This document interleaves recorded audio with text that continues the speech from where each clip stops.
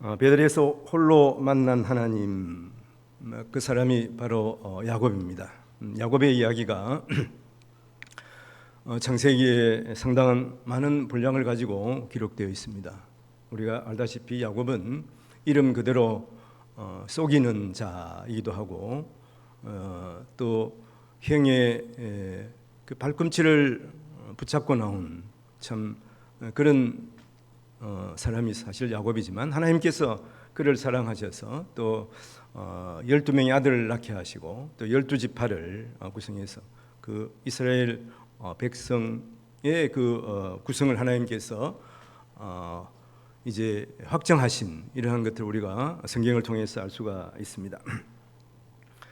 오늘 베델 들판에서 홀로 만난 그 하나님, 야곱이 만난 하나님, 우리 성도님도 만나게 하셔서 또 우리의 삶에 있어서 힘들고 어려운 일이 있을 때마다 야곱이 만난 그 하나님으로 말미암아서 새 힘을 얻고 또 용기 있게 새롭게 도전하는 우리 성도님이 되시기를 바랍니다. 사실 우리가 하나님 백성으로 살아가지만 우리의 육신의 삶에 있어서는 평탄하지가 않습니다.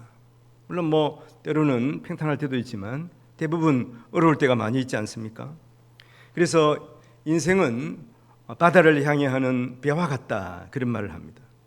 잔잔한 바다 같지만 때로는 거친 파도가 덮치는 때가 있기도 한 것이죠. 또 인생은 나그네 길이라고 합니다. 평탄한 길, 꽃길 같은 성공의 길을 갈 때도 있지만 메마른 사막길과 같은 어려운 때, 견디기 힘든 때도 분명히 우리 삶에 있는 것이죠. 이 모든 길은 사실 우리가 인생을 살아가면서 반드시 거쳐야 하는 그러한 길입니다. 그러므로 우리가 잔잔한 바다를 향해 할 때와 같거나 또 꽃길을 걷는 때와 같을 때는 그때 하나님 앞에 먼저 감사하고 거친 파도를 헤치면서 혹은 메마른 사막길에 목말라 하는 그러한 때가 있을 때는 우리 자신의 연약함을 자각하고 그때 쓰러지는 것이 아니라 더욱 하나님을 의지하고 그 시간을 단련의 기회로 삼아야 하는 것입니다. 상담가인 폴 스톨스는 1997년 역경지수, 장애물을 기회로 바꾸라 하는 책을 저술을 했습니다. 이 책에서 사실은 역경지수라는 말을 처음 사용했습니다. 사람이 어려운 일을 당하고 고난을 당하게 되면 세 종류로 나눠진다고 책에서 말하고 있습니다. 한 부류는 어려운 일에 부딪히면 그냥 포기하고 마는 거예요. 그리고 두 번째 부류는 그것을 포기하지는 않는데 거기서 가장 같은 평탄한 길을 안주하려고 하는, 그것을 회피하려고 하는 그런 사람이 있다고 하는 것입니다. 그리고 세 번째 사람은 역경을 만나면 힘을 다하여 그것을 정복하고 승리하는 사람입니다. 하여튼 결국 역경 속에서 어떤 사람인가 따라서 우리의 역경 지수가 결정이 되는 것이죠. 우리의 삶도 그렇지만 우리의 신앙도 그렇습니다. 고난과 역경을 만날 때 사실은 우리의 신앙의 진면목이 드러나는 것입니다. 그 사람이 어떠한 사람인가, 역경 속에서 그 사람이 발견되는 것이죠. 이것은 상대방이 그 상황을 또 알 수가 있지만 스스로도 또 역경을 통해서 자기가 어떤 사람인가 자각하는 기회가 되기도 하는 것입니다. 우리는 과연 어떤 부류의 사람일까요? 우리는 하나님의 백성입니다. 그러므로 우리는 하나님을 바라보면서 어떤 어려움과 역경도 견딜 수가 있어야 하는 것이죠. 하나님을 사랑하고 또 하나님이 함께 하신다는 확신을 가지고 우리 인생의 장애가 무엇이든 우리가 그 상황에서 하나님의 뜻을 발견하고 우리가 행할 때 하나님께서는 우리의 앞길을 반드시 열어주시는 것입니다. 왜 그렇습니까? 하나님은 우리와 함께 하시기 때문에, 하나님은 또 우리를 사랑하시기 때문에 그렇습니다. 앞에서 말씀드렸다시피 우리의 삶을 살아갈 때 반드시 고난이 옵니다. 그런데 결코 그 고난으로 끝내면 안 되는 것이죠. 고난에 굴복하면 안 되는 것입니다. 그 고난의 삶에서 하나님이 함께 하시고 또 하나님께서 우리의 삶의 길을 예비하심을 믿으면서 하나님이 예비하신 길로 달려가시는, 그래서 하나님께서 고난의 끝에서 우리를 만나주시는 그 은혜를 맛보고 하나님 앞에 감사할 수 있는 우리 성도님들이 되시기를 바랍니다. 이런 말을 들은 적이 있습니다. 잘못된 상황 때문에 망하는 사람은 없다. 그러나 그 상황을 대응하고 그 상황을 판단하는 마음이 무너진 사람이 결국은 망하게 된다 하는 것입니다. 야곱의 생애가 그렇습니다. 야곱은 스스로 실수하기도 하고 그런 말미암아 사실은 인생의 어려움에 처하기도 합니다. 스스로 고백하기를 나중에 바로 앞에서 내가 험악한 세월을 보냈다 이렇게 실토하는 것이죠. 그러나 그를 어려움이 있을 때마다 하나님께서 그를 도우셨어요. 하나님께서 그를 만나주셨어요. 그래서 그는 하나님을 의지하고 그 어려운 난관을 헤쳐나갈 수가 있었던 것입니다.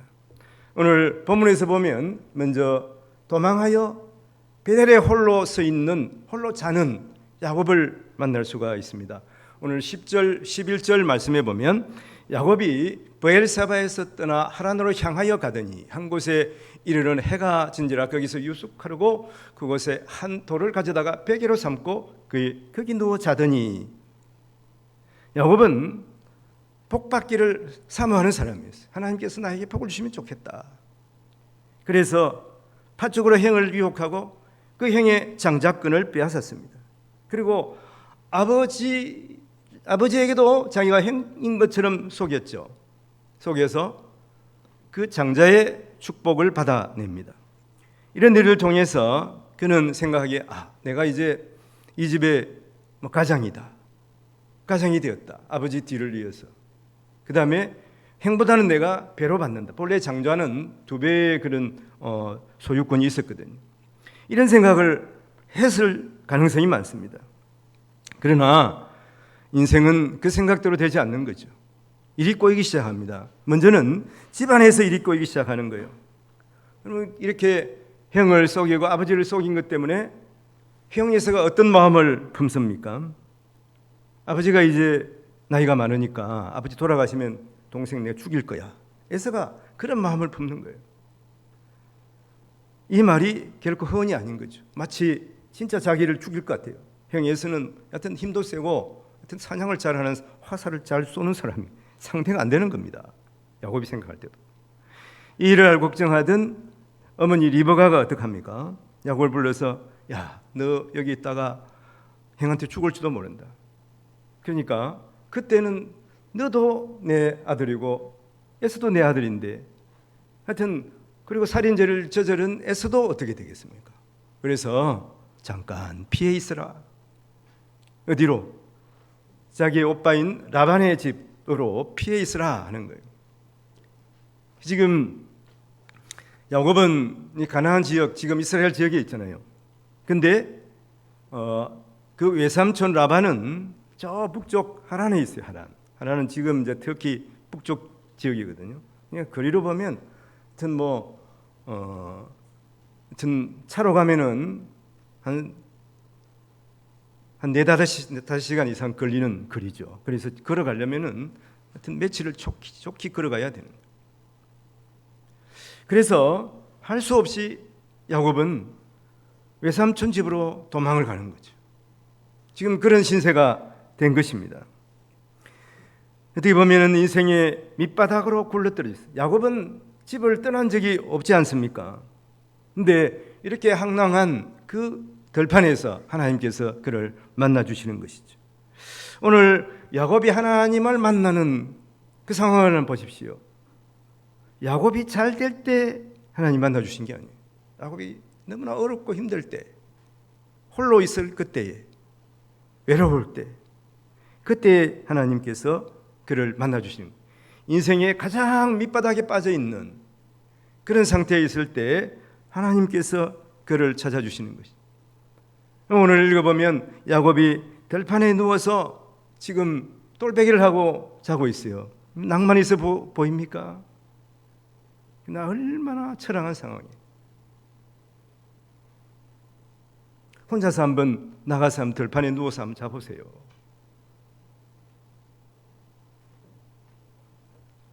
이런 어려운 때에 하나님께서 그를 찾아오시는 것입니다. 사람은 자기가 잘 될 때 사실은 스스로를 돌아보지 못합니다. 세상적 지식과 근위 그리고 자기의 소유 열매가 풍부할 때 그런 것을 앞세워서 하나님 앞에 나가려고 하나님 앞에 나오는 경향이 있습니다. 그것이 자신의 모습인 것처럼 착각하는 것이죠. 세상에서 성공한 것으로 하나님 앞에 자신을 드러내려고 하는 거예요. 그리고 사람들 앞에 그것을 과시하려고 하는 경향이 많습니다. 그러나 여러분의 인생을 한번 돌아보십시오. 사람은 하나님께서 흙으로 만든 존재인 것입니다. 강한 끝 같지만 한없이 연약한 존재인 것이죠. 여러분 3분만 내외 산소가 공급되지 않으면 모든 생각과 은혜의 이러한 영역에서 모든 것을 잃고 마는 것입니다. 손발의 기능이 사라지고 모든 나의 배운 학식과 이런 것들이 사라지고 한순간에 사라지고 마는 것이죠. 그리고 인생의 호흡이 끝나면 사람은 흙으로 돌아가는 존재인 것입니다. 야곱이 그렇지 않습니까? 야곱은 자기 집에 있을 때는 옥동자처럼 컸을 거예요. 그러나 지금 먼 길을 떠난 지금 그는 거지와 별로 다를 것이 없습니다. 그리고 야곱은 집안에 있기를 좋아한 사람이에요. 도망자 신세가 되어서 여러분 광야에서 지금 혼자 잠을 자고 있는 것이죠. 그리고 그는 아버지 집으로 돌아갈 수가 없습니다. 혹시 살다가 집을 나가본 적이 있습니까? 남편하고 싸우든지 아내하고 싸우든지 에이 하고 그래가지고 집 나가본 적이 있습니까? 학생 때나 이럴 때는 간혹 친구들이 이제 있으니까 친구하고 자고 오기도 하고 그런 적이 있습니다만은, 그러나 우리가 기분이 상해서 집 나가면 갈 데가 없어요. 갈 데가. 그런 경향이 많아요. 특히 온유하게 이렇게 화목하게 산 사람일수록 더욱 그래요. 며칠 전에 제가 서울 사랑의 교회에 세미나를 이틀 다녀오지 않았습니까? 거기 이제 사랑의 교회는 하여튼 뭐 한국에서 최고 하여튼 뭐 잘 지어진 교회고 성도도 하여튼 뭐 사랑 순복음 뭐 여의도 교회 다홈으로 아마 많은 것 같아요. 교회가 그 바로 서초역 옆에 이렇게 지하로 서초역에 내리면 바로 지하로에서 본당으로 들어갑니다. 얼마나 하여튼 이렇게 모든 시설을 잘 해놓고 그 오정희 목사님도 이제 교회를 지을 때라든지 막 책을 저술을 하면서 하여튼 뭐 그걸 책을 모방했다 뭐 이런 얘기도 나오고 그래가지고 힘든 시간들을 보낸 적이 있습니다. 그래서 그 소회를 밝히면서 하는 얘기가 이렇게 힘들고 하여튼 구설수에 오르니까 누구 한 사람에게 전화할 데가 없더라는 거예요. 전화할 데가. 그리고 누구 한 사람한테 하소연할 데가 없더라. 이런 얘기를 하면서 그래서 이제 그때 어떤 목사님이 그러시는 거예요. 뭐 큰 교회 하는 목사님이나 하여튼 뭐 몇십 명, 몇백 명 교회하는 교회에서 섬기는 목사님이나 별로 다를 게 없다는 거예요. 힘들고 어려울 때 혼자인 거예요. 누구도 자기를 도와줄 수가 없는 그때가 있더라. 이런 소회를 밝히는 것을 보았습니다. 사실은 누구를 만날 용기가 나지 않는 거죠. 자기가 마치 범죄자와 같으니까 누구에게 또 전화를 만나자 그러면 그 사람에게 뭐 해를 끼치는 부담을 줄 수도 있고 그러니까 하여튼 그런 전화도 자제하기 때문에 그렇습니다. 통상 보면 사람은 자기의 안식처를 나가면 한 하루쯤 있다가 돌아오게 되는 것이죠. 그러나 너무나 큰 잘못을 범하면 할 수 없이 도망을 다녀야 되는 거예요. 그래서 뭐 어떤 사람은 큰 중죄를 저지른 사람들은 보면 외국으로 막 도망을 가고 그런 어떤 사람도 있잖아요. 돌아올 수가 없는 거예요. 큰 죄를 지으면 지을수록. 야곱이 지금 그런 겁니다. 야곱이 지금 베델 그 들판에서 혼자 자고 있지만 내일이면 돌아가야지. 오늘 힘든데. 근데 자기 집으로 돌아갈 수가 없어요. 아버지와 형에게 큰 죄를 지었기 때문에 결국은 힘들고 어렵지만 외삼촌 라반의 집으로 가야 하는 것입니다. 그래서 그곳 이름이 사실은 루스입니다. 루스는 분리되다 하는 의미를 가지고 있어요. 나중에 그가 하나님을 만나고 베델이라고 이름을 바꿨죠. 야곱이 바꿨습니다. 혹 우리의 상황은 지금 어떻습니까? 지금 외롭고 고독합니까? 힘든 일이 있습니까? 어떤 사람은 빚지고 아프고 죽을 것 같을 때가 있습니다. 그때가 바로 하나님을 만날 기회입니다. 하나님께서 야곱이 그 가족들과 브엘세바에서 잘 먹고 그렇게 알락하고 살 때 그때 하나님께서 만나주신 게 아니에요. 황량한 들판, 세상과 분리되어 있는 것 같은 홀로 있는 이 루스의 들판에서, 광야길에서 하나님께서 먼저 그곳에 가셔서 이 외로운 야곱을 기다리고 있는 것이죠. 딱딱한 돌베개를 베고 누워서 하염없이 울고 있었는지 모릅니다. 그곳이라도 하나님이 함께 계시면 사실은 그곳이 바로 하나님께서 복 주시는 현장이 되는 것입니다. 도망하는 야곱, 그를 베델에서 만나주시는 하나님. 두 번째는 하나님께서 그에게 꿈을 보여주시는 거예요. 비전을 말씀해 주시는 것입니다. 하나님께서 야곱을 만나고 꿈에서 그에게 비전을 주시는 것인데 12절 말씀에 보면 꿈에 본적 사닥다리가 땅 위에서 있는데 그 꼭대기가 하늘에 닿았고 또 본적 하나님의 사자들이 그 위에서 오르락 내리락 하고 그랬습니다. 꿈에 본적. 자, 야곱이 지금 여튼 지쳐서 그런지 지금 잠에서 꿈을 꾸고 있는 거죠. 구약에서는 하나님께서 나타나실 때 말씀하실 때 꿈에도 나타나시고 환상도. 여러분 꿈과 환상을 어떻게 구분합니까? 꿈은 사실은 이제 자기가 비몽사몽간에 근데 환상은 내 정신이 바른데 지금 꿈은 아니에요. 꿈은 아닌데 하나님께서 말씀해 주시는 경우 계시라 그러지 않습니까? 그래서 이제 꿈과 환상을 구분하기도 합니다만 여하튼 구약에서는 하나님께서 이 꿈과 환상을 통해서 말씀을 하시는 거죠. 근데 이제 신약 시대에 와서는 어떻습니까? 신약 시대에 와서 내 어제 꿈을 꿨는데 하나님 만났어. 그런 사람 조심해야 되는 거예요. 신약 시대에는 하나님께서 이미 이제 하나님 말씀을 통해서 우리에게 계시를 주셨어요. 완성된 계시 성경입니다. 그래서 이 성경을 통해서 우리에게 말씀해 주시고 또 부족하지만 목사의 설교를 통해서 사실은 성경이 어려운 부분도 있잖아요.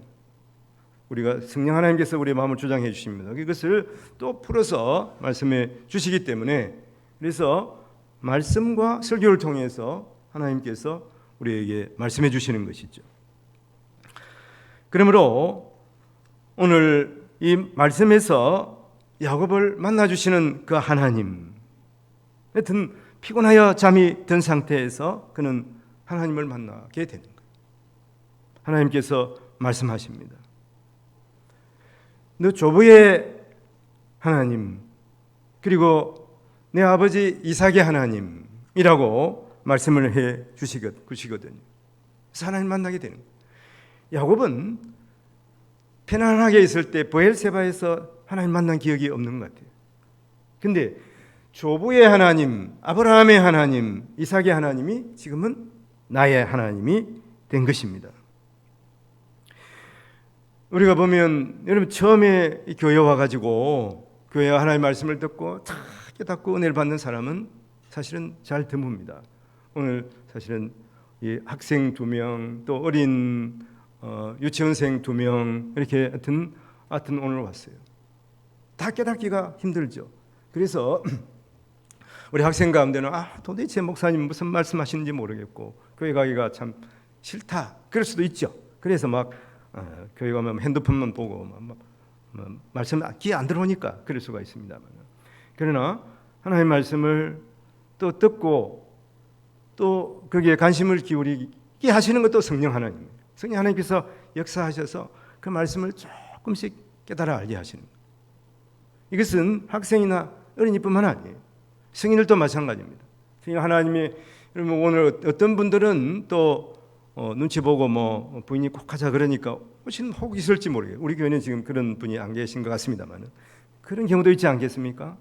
그러니까 가면 도저히 뭐 십자가 뭐 이야기하고 너 죄인이다 이런 얘기 하는데 목사님이 내가 뭔 죄를 지었나?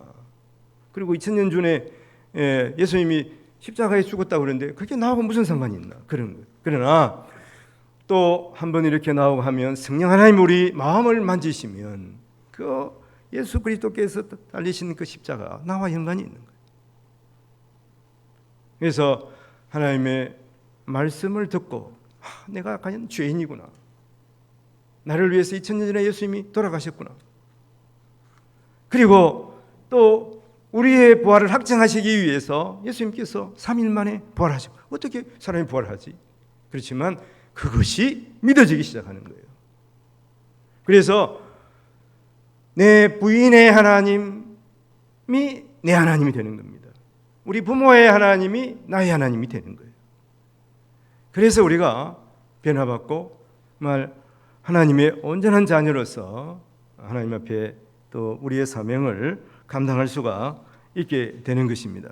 그래서 그것은 사람마다 다르거든요. 그래서 왜 쟤는 저렇게 교회 오래 다녔는데 왜 변화되지 않지? 물론 그를 위해서 기도하지만 실망하지 말아야 됩니다. 사실은 잘 믿는 것 같고 온전한 믿음을 소유한 것 같지만 그러지 못한 사람이 주위에 많습니다. 이거는 목사도 마찬가지일 거예요. 장로도 마찬가지입니다. 오래 다닌 여러분 권사님이나 집사님도 그럴 수가 있어요. 우리 하나님 앞에서 겸손해야 되는 것이죠. 하나님의 말씀 앞에 무릎을 꿇어야 되는 것이죠. 사랑하는 성도 여러분, 하나님의 말씀을 듣고 또 그 말씀의 관계에 의해서 혹시 눈물을 흘려본 적이 있습니까? 그런 분들은 다 있을 거예요. 그러나 그런 마음을 가지고 살아가면서 정말 하나님의 말씀을 이 삶에서 실천해야 되겠다. 그런 각오로 하루하루 살아본 적이 있습니까? 우리 내면에 담고 세상에 나가서 하나님의 말씀대로 살아가기로 결심하며 행한 적이 있습니까? 우리가 여기까지 나아가야 되는 것이. 그럴지라도 우리는 온전히 예수 그리스도를 닮아가는 그런 겸손한 마음으로 우리의 삶을 영위해 나가야 하는 것입니다. 많은 사람들은 사실은 예수 그리스도를 인격적으로 만나지 못한 경우가 많습니다. 그냥 교회에 나와서 말씀을 듣고 하나님 앞에 헌금하는 그것을 우리의 신앙이 다인 줄 생각하는 경향이 있습니다. 그러나 성령 하나님께서 우리의 마음을 만지시면 성령 하나님께서 역사하시면 사실은 우리를 사랑하시는 그 하나님을 만나게 되는 것입니다. 나보다 더 나를 사랑하시는 그 하나님, 나를 위해서 죽기까지 하신 예수 그리스도를 만나게 되고 그래서 하나님과 깊은 교제를 하게 되는 거예요. 그래서 하나님과 사랑에 빠지는 것입니다. 하나님 말씀을 들을 때마다 말씀이 꿀보다 더 단 것을 느끼게 되는 거예요. 찬양하는 것이 너무나 즐겁고 기쁜 것입니다. 우리도 그렇지만 우리의 다음 세대가 그렇게 되어야 되지 않겠습니까? 그래서 우리는 이 일을 위해서 기도해야 되고 이 일을 준비해야 되는 거예요. 갈수록 학생들이 줄고 사실은 여건은 좋지 않습니다만은 그러나 우리가 결코 포기할 수가 없는 것입니다. 오늘 말씀 전체적으로 보면 그렇습니다. 야곱이 하나님을 만난 것은 힘들고 어려운 때입니다. 그때 하나님이 그를 만나주시고 아브라함의 하나님 그리고 이삭의 하나님 그 하나님 바로 나의 하나님이 되는 것을 알 수가 있었습니다. 야곱이 꿈에 본 내용은 하늘에 맞닿아 있는 사닥다리 아닙니까? 이것은 사실은 신학적으로 보면 예수 그리스도께서 이 땅에 오셔서 우리를 구원하시고 다시 부활 승천하실 것을 보여주시는 예표인 것입니다. 만왕의 왕이신 예수님께서 사람의 몸을 입어서 이 땅에 오시는 거예요.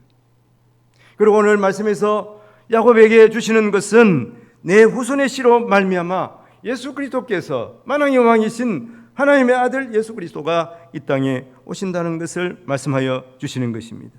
바로 하나님의 구속사의 과정을 보여주시는 것이죠.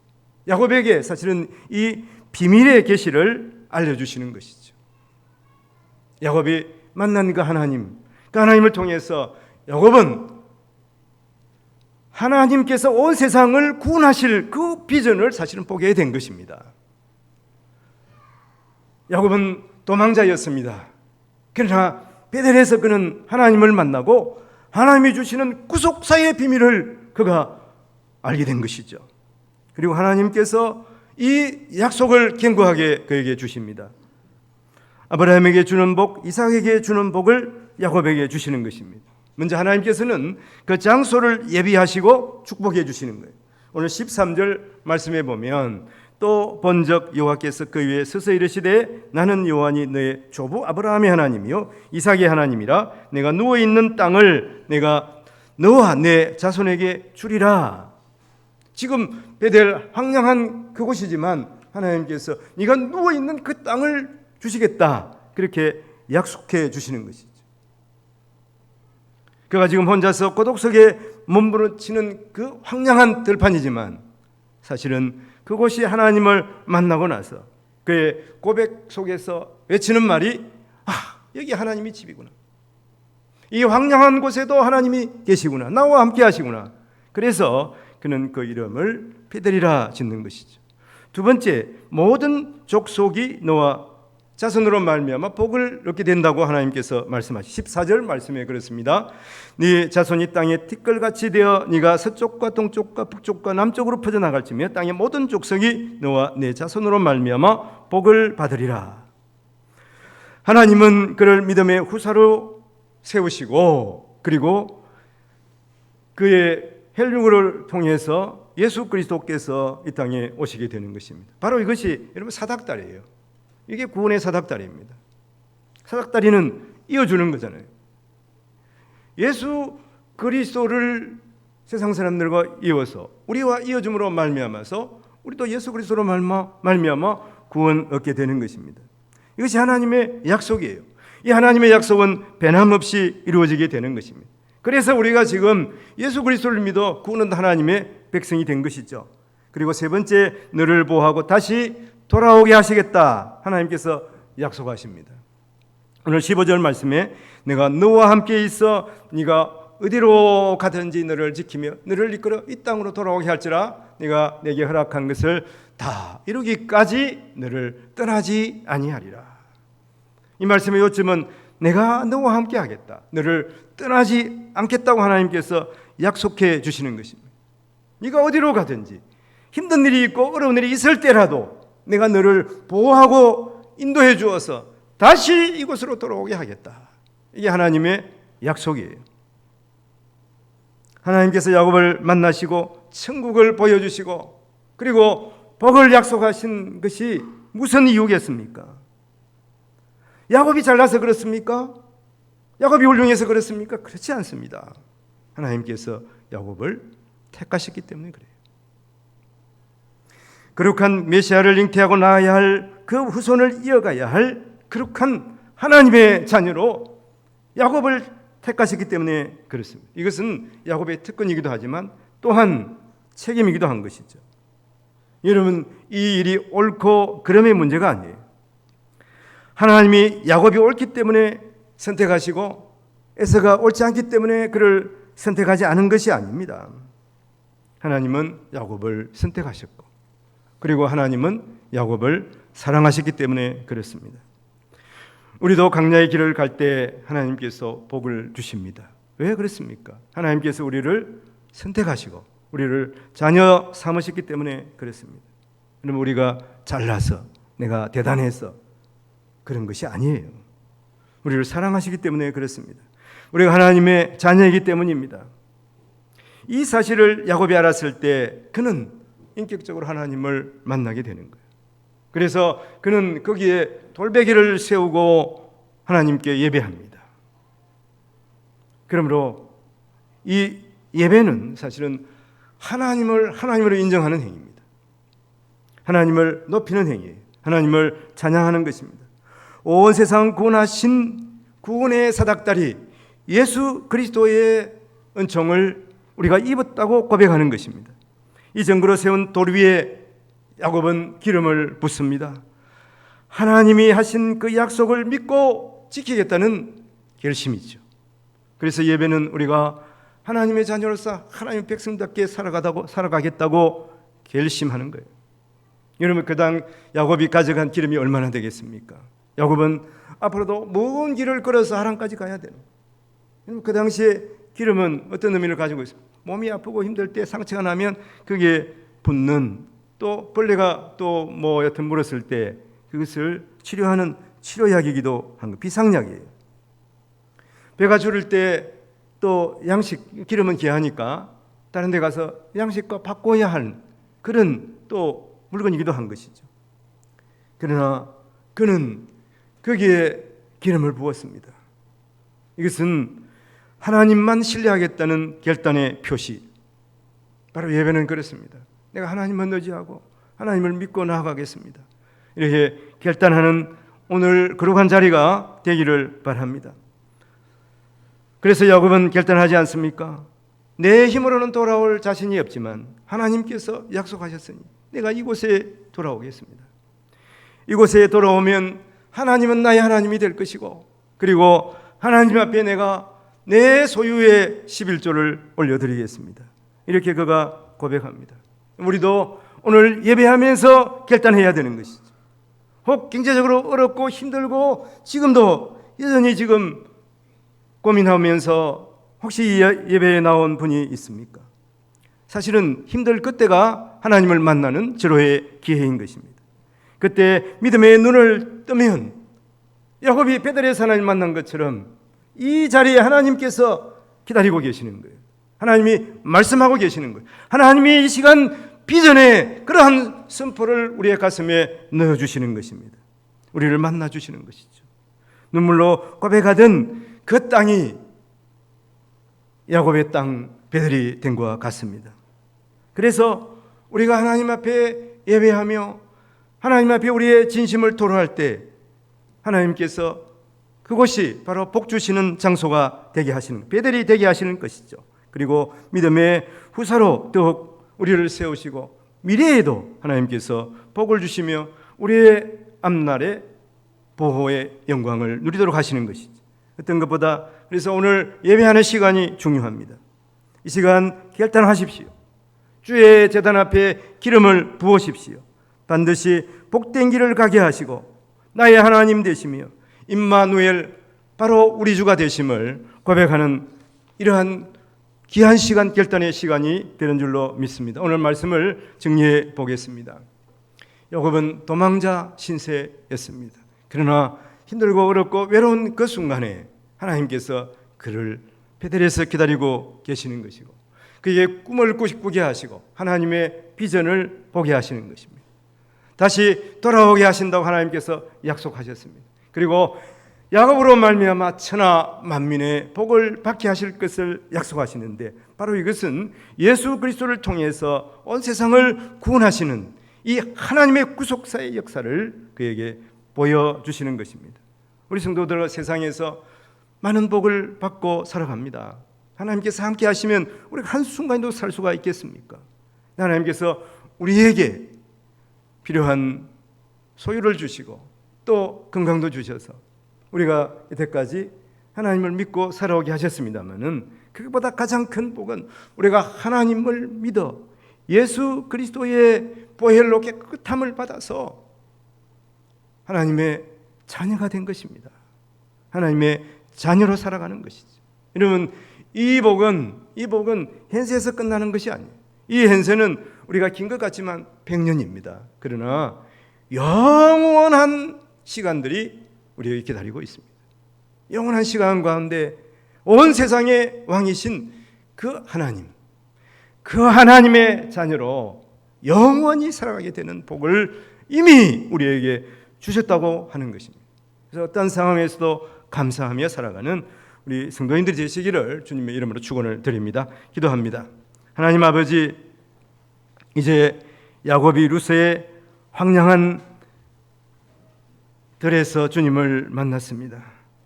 황량한 그곳 루스지만, 불리였지만 이제 베델이 되는 하나님의 집이 됩니다. 우리의 삶도 때로는 인생에 모진 바람이 불어오지만 그곳에 주님께서 함께 하시고 그리고 주님께서 우리를 도우시니 결코 두려워하지 않게 하시고 찬양하는 자리가 되게 하여 주시옵소서. 이곳이 베델이라고 선포하는 우리 성도들 다 되게 하여 주시기를 원합니다. 나의 하나님 고백하게 하시고 임마누엘 하나님 고백하게 하여 주시옵소서. 하나님께서 나와 동행하심을 분명히 믿고서 그리고 하나님께서 예배하신 생명의 길로 힘차게 달려가게 하옵소서.